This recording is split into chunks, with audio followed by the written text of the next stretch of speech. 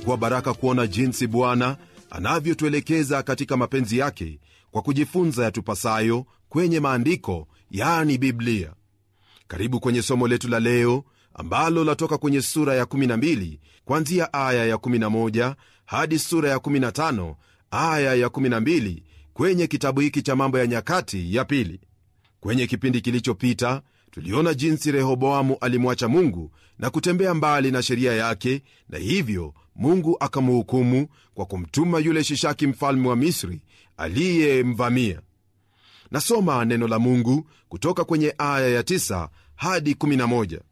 Neno lasema hivi: basi Shishaki mfalme wa Misri akapanda juu ya Yerusalemu, akazichukua hazina za nyumba ya Bwana na hazina za nyumba ya mfalme, akazichukua zote. Akazichukua pia ngao za dhahabu alizozifanya Sulemani. Mfalme Rehoboamu akafanya ngao za shaba mahali pake, akawakabidhi wakuu wa walinzi waliongoja mlangoni pa nyumba ya mfalme. Ikawa kila wakati mfalme alipoingia nyumbani mwa Bwana, wakaja walinzi wakazichukua, wakazirudisha tena chumbani mwa walinzi. Ngao hizi ambazo neno la nena habari yake ni zile ngao za dhahabu ambazo Sulemani alizifanya kutoka kwa dhahabu ambayo Daudi aliiweka katika nyumba ya Bwana. Baada ya huyo mfalme kuzichukua, Rehoboamu alifanya za shaba mahali pake. Hili ni thibitisho la hukumu ya Mungu juu yao kwa sababu ya dhambi yao ya kumwacha Bwana Mungu wa Israeli, Mungu aliyewaokoa na kuwapa nchi hiyo kama urithi. Yaliyotendeka kwa Rehoboamu yalikuwa ya kumnyenyekeza sana, kwani alikuzwa na kulelewa katika nyumba ya kifalme na utajiri mwingi. Alilotarajia litendeke ni raha hiyo na mali ya kudumu milele. Ila kwa ufamizi wa Shishaki mfalme wa Misri, aliona na kufahamu kwamba ufalme huo na utukufu wa Sulemani ulikuwa umeanza kudidimia na pia ulikuwa wakaribia mwisho. Kwenye aya ya 12 neno laendelea kutuambia hivi: naye alipojinyenyekeza, ghadhabu ya Bwana ilimgeukia mbali, asimharibu kabisa. Tena yalionekana katika Yuda mambo mema. Aya hii, msikilizaji, yatufundisha na kutuonyesha jinsi Mungu alivyo mwenye huruma na rehema nyingi. Mtu huyo aliponyenyekea mbele za Bwana, mara moja hukumu iliyokuwa juu yake iliondolewa juu yake na ufalme huo wa Yuda, maana neno lataja kuwa kulikuwepo na mambo mema katika Yuda. Halafu aya hiyo ya 13 yasema hivi: basi mfalme Rehoboamu akajitia nguvu katika Yerusalemu, akatawala. Maana Rehoboamu alikuwa na umri wa miaka 41 alipoanza kutawala. Akatawala miaka 17 huko Yerusalemu, mji aliyouchagua Bwana miongoni mwa kabila zote za Israeli, ili aliweke huko jina lake. Na jina la mamaye aliitwa Naama Mwamoni. Kwenye aya hii twapata jina la mamaye Rehoboamu aliyekuwa Mwamoni. Licha ya watu wale kufanya vita na Daudi alifanya urafiki nao. Sasa twapata kwamba mjukuu wake alikuwa na mama aliye wa uzao wa Waamoni. Nafikiri kwamba ni lazima mwanamke huyo alichangia katika tabia za kijana huyo. Kwenye kitabu cha Wafalme, mfalme alipotajwa, jina la mamaye lilitajwa pia. Sababu na maana ni kwamba kuna kiwango cha uwajibikaji kwa kina mama kwa habari ya watoto wao. Sina maana kwamba kina baba hawahusiki katika malezi ya wana wao, ila ushawishi wa kina mama huwa wa kiwango cha juu sana katika maisha ya watoto. Kila mzazi ni lazima awajibike katika ulezi wa watoto kwa njia ya kiungu. Neno la malizia sura hii kwa kusema hivi kwenye aya ya 14 hadi 16: naye akatenda yaliyo maovu, kwa kuwa hakuukaza moyo wake amtafute Bwana. Basi mambo yake Rehoboamu, ya kwanza na ya mwisho, je, hayakuandikwa katika tarehe za Shemaya nabii na Ido mwonaji, kwa jinsi ya kuandika na saba? Kulikuwa na vita kati ya Rehoboamu na Yeroboamu siku zote.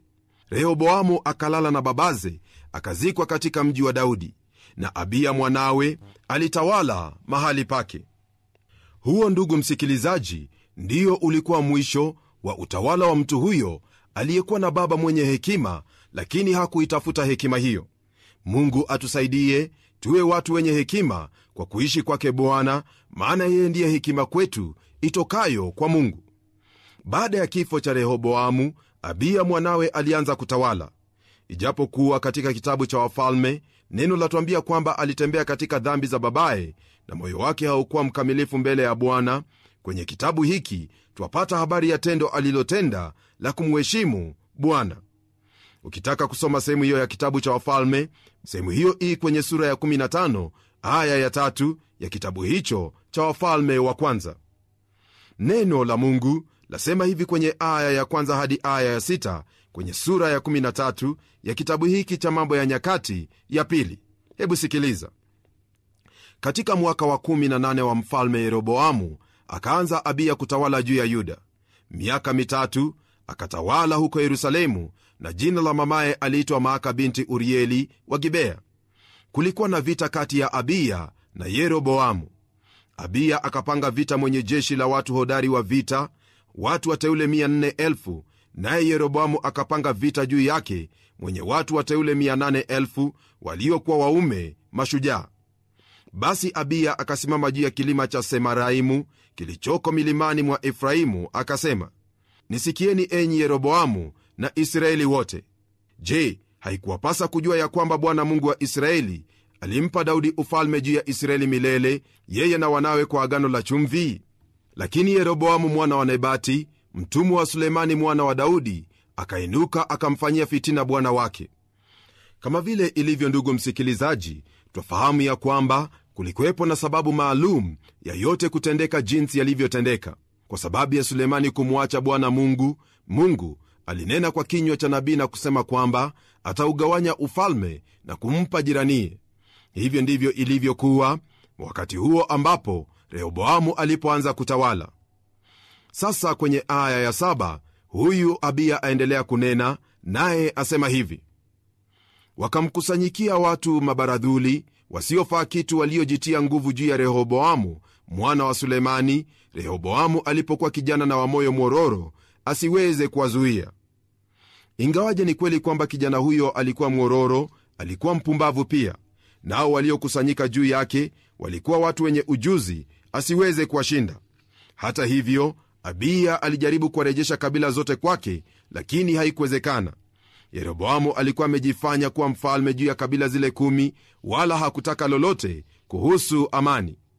Tazama maandiko haya yaliyoko kwenye aya ya 13 na 14. Neno lasema hivi: lakini Yeroboamu aliwazungushia waviziao kwa nyuma, basi wao wakawa mbele ya Yuda na wale waviziao nyuma yao. Na Yuda walipotazama nyuma, angalia, vita vikawa mbele na nyuma, wakamlilia Bwana na makuhani wakapiga mapanda. Kwa sababu ya vita vilivyokuwa vimemkabili Yuda, Yuda walimlilia Mungu ili awasaidie, naye Mungu awajibia kwa jinsi hii, kama vile twasoma kwenye aya ya 15 hadi 17. Ndipo wakapiga kelele watu wa Yuda. Ikawa watu wa Yuda walipopiga kelele, Mungu akampiga Yeroboamu na Israeli wote mbele ya Abiya na Yuda. Wana wa Israeli wakakimbia mbele ya Yuda, naye Mungu akawaua mikononi mwao. Abiya na watu wake wakawapiga mapigo makuu, hata wakaanguka wameuawa Waisraeli 500,000, watu wateule. Rafiki msikilizaji, kama vile ilivyo hapa, Mungu aliwapatia watu hawa ushindi mkubwa sana. Endelea kusoma kwenye aya ya 19 na 20, ambapo neno latuambia hivi: Abiya akamfuata Yeroboamu, akamnyang'anya miji, Betheli na miji yake, na Yeshana na miji yake, na Efroni na miji yake. Wala Yeroboamu hakupata nguvu tena siku za Abiya. Kisha Bwana akampiga akafa. Hiyo ndiyo ilikuwa hukumu ya Mungu juu ya Yeroboamu kwa kugawanya ule ufalme, na zaidi sana kwa kufanyiza ndama zile na kuambia watu kwamba hiyo ndiyo miungu iliyowatoa kule Misri. Ndugu msikilizaji, unapoishi miaka kadha wa kadha huku wewe waendelea kutenda matendo maovu, usifikiri kwamba